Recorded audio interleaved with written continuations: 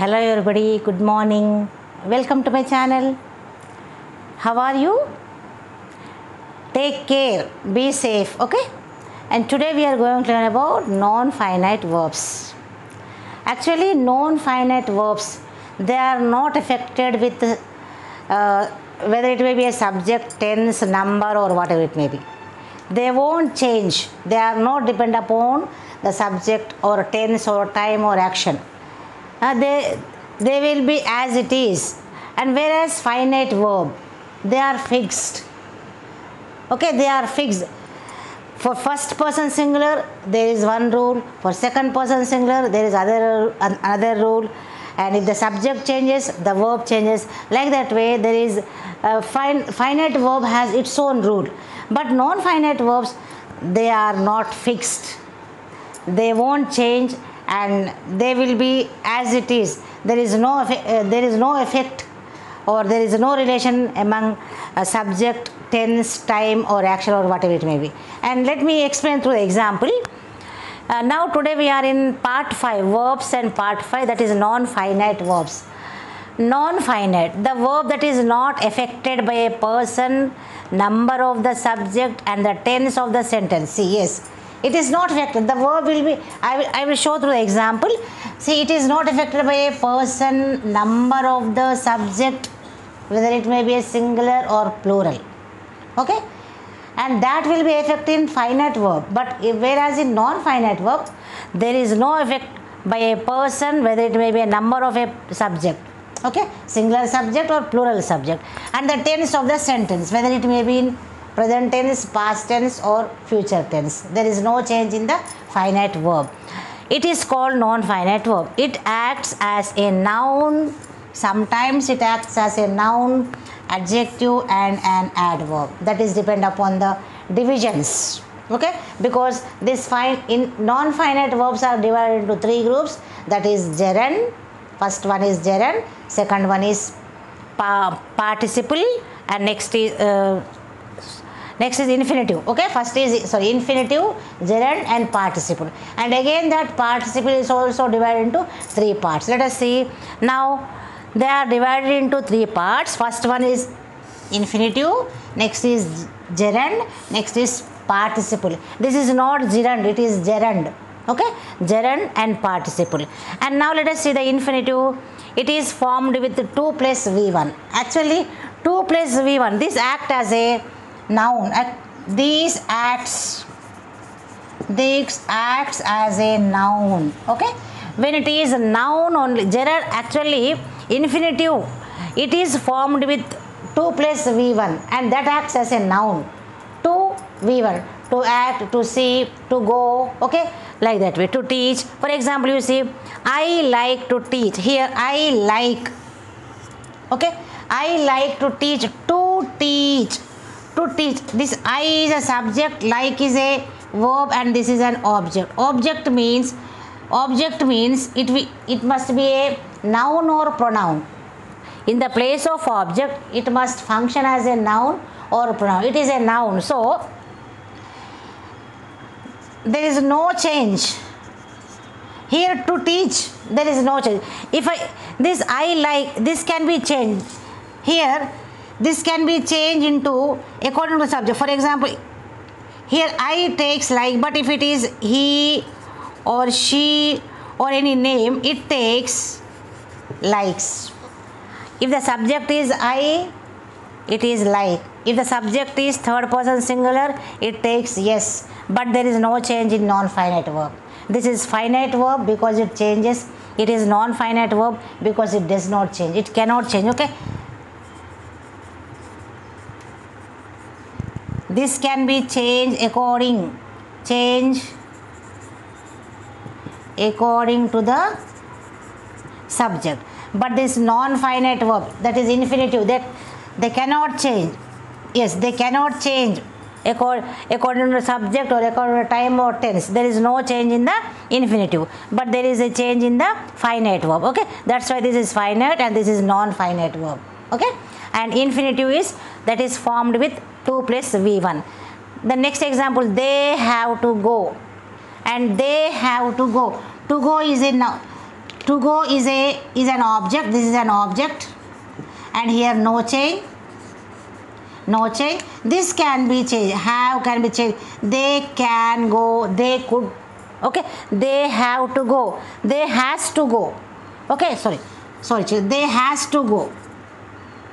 He has to go. No. Not they. They have to go, and this have is changed according to the subject. He, she has to go. Okay. If the subject is changed, it takes has. Okay. If it is I have to go. If it is we have to go. If it is he has to go. So this helping auxiliary verb, this can be changed. So that's why it is known as finite verb, and there is no change in the infinitive. So it is known as non-finite verb. Okay. Non-finite, it is formed with 2 plus V1. 2 plus V1. 2 plus go, 2 plus teach. And next one is he is able to walk. To walk is infinitive, and that is non-finite verb. There is no change in this noun. Actually this he is subject, this is verb. Able to walk. Okay. Able to walk. So this able is also, able can be able and unable. We can change it into able and unable, and is also can be changed into was. So this is can be changed into was, able can be changed into unable, but we can't change to walk. He was unable to walk, or he is unable to walk, or otherwise they were unable, they were able to walk. Okay. So all these things can be changed, but to walk can't be changed. Okay. So that's why it is non-finite verb. Okay. Infinitive is nothing but this is non-finite verb. To err is human. To err. And one more thing, this can be act as an object. Here it is object, here it is object, here it is object, but here it is subject. Okay. This can be act as a subject, or this can be function as a subject also. Subject means noun or pronoun. So to err, to go, to teach, to walk, these all functions as a noun. So to err is human, means to make mistakes. Okay. This is non-finite. Is can be changed into was also. Okay. To err is human. So this is finite verb. Okay. This is subject, this is verb, and this is object. Okay. So to err is human. So to go, to teach, to walk, to err. So it is formed with 2 plus V1, base form. Okay. That comes under infinitive. And my next one is gerund. Gerund, that is a word which is, it is a word that formed with a verb by adding ing and act as a noun. See, gerund is nothing but it is a base form of a verb by adding ing, and it functions as noun or pronoun. It must act when it is subject, when it is noun or pronoun, only it can be confirmed as a gerund. It must be subject or object. It must be subject or object, or it must be a noun. Actually it must be a noun. If it is not a noun, that is not a gerund. Okay. For example, dancing, swimming, etc. Dancing, swimming, teaching, smoking. Okay. All these things comes under gerund. I enjoy teaching. If it is, enjoy is finite verb, teaching is here, teaching. This is I is subject, this is verb, and this is object, and this is object, and this is object for a verb. This acts as an object for a verb. Okay. This teaching act as an object for a verb, and there is no change. If I change the subject, instead of I, if I write he enjoys. Enjoy has changed into enjoys, but the teaching remains same. He enjoys teaching. There is no change in this gerund. Okay. He enjoys teaching. They enjoy teaching. Though the subject, the finite verb affects with subject and tense or number or whatever it may, but the non-finite verb, it does not affect it with subject or number or tens or whatever it may be. So it remains as it is. And one thing, the gerund, that should be a noun. It must act as a noun.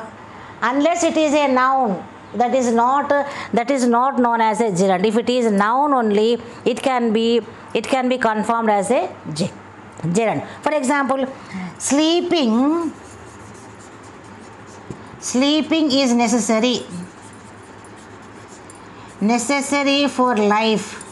Here sleeping is a subject, is a verb, necessary for life, okay, an object, that is an object, and here it is sleeping, as it is a subject, this is known as a gerund. And let me show one example. Here he is teaching, though the ing form is there for the base form, he is teaching, it is not a gerund because it is subject, it is helping verb, and this is main verb. It is main verb, it is not a gerund, it is not a gerund. So if it is a subject, only if it is an object or subject or noun and pronoun, that will be a gerund. And if the main verb is not confirmed as a gerund, as it is a main verb, it is not a gerund. And when this sentence is changed into like this way, teaching, if this word is used as a subject, so teaching is a good profession. Now see, teaching is a subject, is verb, profession is an object, okay, good, this is an adjective, okay. And now here you see teaching is a good profession. What kind of profession? We don't want this now, but we are only focused on the ing form gerund. Now this teaching, as it is a subject, okay, as it is a subject, this is known as gerund, okay. As this is a main verb, this is not a gerund, it is only a main verb, this is not a gerund. Gerund should be a subject or noun or pronoun, okay. It functions as a noun or pronoun, but this here in this sentence, this teaching, it functions as a main verb, okay. After the helping verb, it is a main verb, okay. After the helping verb, if it is an object, after the helping verb, if it is an object, that will be a gerund, like this way. After the helping verb, okay, it is main verb, this is main verb and this is object. So like that way, though it is an helping verb or main verb, after the verb, if it is object, that will be confirmed as a gerund. Now next is participle. Participle are formed a verb and act as an adjective, okay. They are formed from a verb. Actually all the participles also formed from a verb and they act as an adjective. And these participles are again divided into three parts. They are present participle, first one is present participle, second one is past participle, and third one is perfect participle. In present participle we use verb ing form. In present participle we use the word is verb ing form. Past participle we treat in the past participle V3 is accepted as past participle, the third form of a verb, and in a perfect participle, that there having plus V3 is treated as perfect participle. Let me show through the example. Now present participle, and this is present participle is V1 ing form. I saw her teaching in a school. So here is teaching. I saw her teaching. This is present participle because the action is not completed. I saw her teaching. The action was going on. Okay. The action not completed here. So I saw her teaching in a school. That means at that time the work was going on. I saw her teaching in a school. So the being form, that's why it is known as present participle. Okay. I saw her teaching in a school. This action is not completed. As this action is not completed, and this is known as present participle. Next is barking dogs never bite. This is barking dogs, present participle, because adjective and acts as a present participle. Actually, all the adjectives formed from a verb and act as an adjective. Okay, all these things, all the participles are formed from a verb and acts as an adjective. And now here see, barking dogs. Dog is a noun, and when it is modifying, when it is explaining, when it is telling about this, barking is telling about, it is modifying the dog. As it is adjective, okay, as it is, this adjective acts as a, that's why it acts as a present participle.